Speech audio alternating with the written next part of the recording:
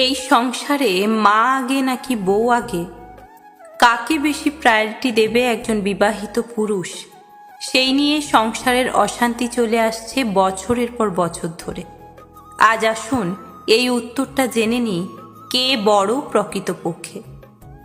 একজন মা তার ছেলেকে জন্ম দেন নারী থেকে, একজন স্ত্রী সেই ছেলেকেই স্বামী হিসাবে জন্ম দেন হৃদয় থেকে। একজন মা তার অদেখা ছেলেকে অনুভব করেন পেটে হাত রেখে 10 মাস, একজন স্ত্রী সেই অচেনা ছেলেকেই অনুভব করেন বুকে হাত রেখে সারাটা জীবন। একজন মা জন্ম দেন একজন শিশুপুত্রকে, একজন স্ত্রী জন্ম দেন একজন পরিণত পুরুষকে। একজন মা তার সন্তানকে হাত ধরে হাঁটতে শেখান, একজন স্ত্রী সেই স্বামীর হাত ধরেই জীবনের সমস্ত পথটা হাঁটেন।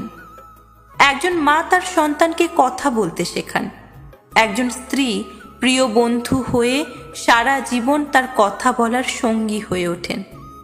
সন্তানের দায়িত্ব কাঁধে আসতেই মা তার সমস্ত পৃথিবী ভুলে যান, আবার স্ত্রী সেই স্বামীর দায়িত্ব নেবেন বলেই তার সমস্ত পৃথিবীটা ছেড়ে একদিন চলে আসেন। সন্তান না খেতে পারলে পাতের সেই উচ্ছিষ্ট খাবার মা এবং স্ত্রী উভয়েই খান, আবার সন্তান এবং স্বামীর মঙ্গল কামনায় প্রার্থনা মা এবং স্ত্রী দুজনেই করে থাকেন।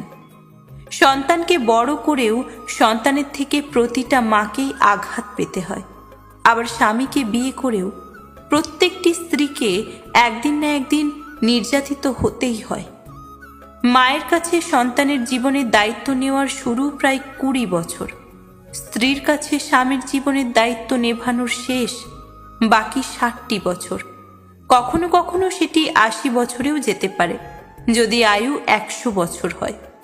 সন্তানের শৈশবে তার মলমূত্র মাই পরিষ্কার করেন, স্বামী যখন বৃদ্ধ হন তখন তার এই একই দায়িত্ব স্ত্রীর কাঁধেই বর্তায়। মায়ের কোল হলো সেই কোল যেখানে সন্তানের জন্ম হয়, অর্থাৎ প্রথম বিছানা।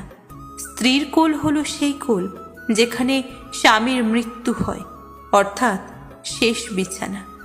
কিন্তু সমাজ এবং পরিস্থিতি আজ এমনই যে ছেলেটির বিয়ের পর মায়ের সাথে স্ত্রীর তুলনা করে প্রতিটা মুহূর্তে মাকেই শীর্ষস্থানে রাখেন।